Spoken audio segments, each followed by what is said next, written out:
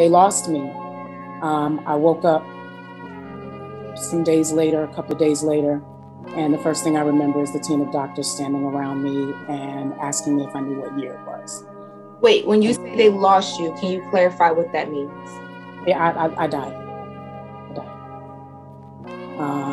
And the next thing, it was some days later. I remember waking up in ICU and the doctor asking me if I remembered what year it was. I'm sorry, not what day, if I knew what year it was. Going into the hospital, I'd actually had COVID for over a week, but my conditions were progressing in the wrong direction from home. And we're jumping all the way in. So I had it. My husband did not have it. He was taking care of me at home, speaking with my primary care physician, giving me breathing treatments, giving me my medicine every 4 hours. He was in constant communication with her. And eventually he ended up testing positive within a week after I got it and just prior to me going into the hospital. She could see, she was seeing me every day on FaceTime and walking him through administering meds. And when it got to a point, my temperature had raised right to about 103 and my breathing was extremely shallow. And so he called the ambulance. And so I had to go to the hospital. Well, I was discharged. The hospital needed beds. I was able to go home and go home with oxygen, and go home with oxygen and have home health aides come check on me throughout the week, which is what happened for a period of 4 weeks after being released from the hospital. So people were definitely seeing me. The people that could actually say something are not allowed to because of HIPAA law. But I was being seen several times a week by home health aides after being released on oxygen. And I actually just got my first clean COVID test probably exactly a week ago. So I have what is called long COVID. And I am facing a very uphill battle right now. So I have a lot of rehabbing to do. I suffered a lot of internal damage. And so I have a lot of rehabbing to do before I am able to be what I like to call concert ready again. And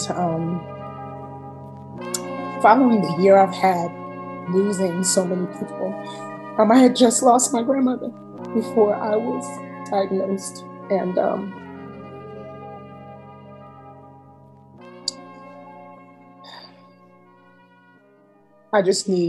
I feel like the only way I can focus on me is to actually focus on me.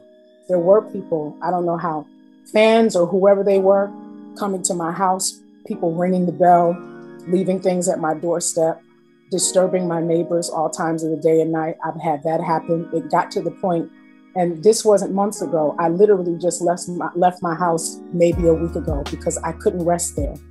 My doorbell was being rung all hours of the day and night.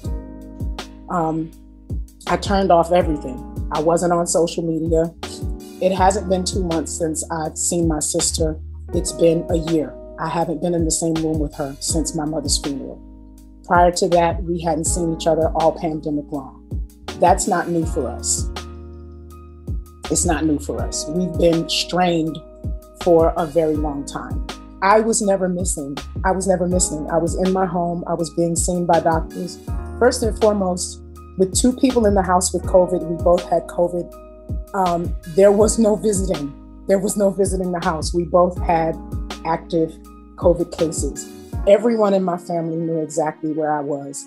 And I have to say that it's really disappointing that things came to this, but it was not true. And even when it comes to my daughter, I feel like she was easily manipulated. People are saying she's a kid. She's not a kid. She's 27 years old. She's my youngest. But in that situation, she was easily manipulated. And to go along with that, she's my baby. I have never been in danger. I am not in danger right now. She actually has to have an in-person interview with a police agency for them to personally look at her and accept that she's okay. So we've made arrangements to do that, and that'll take place in the next few days. Once that happens, then she'll come off of the National Registry.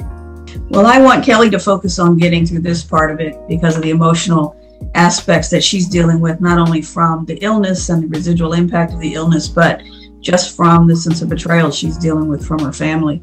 I'll deal with the rest of it.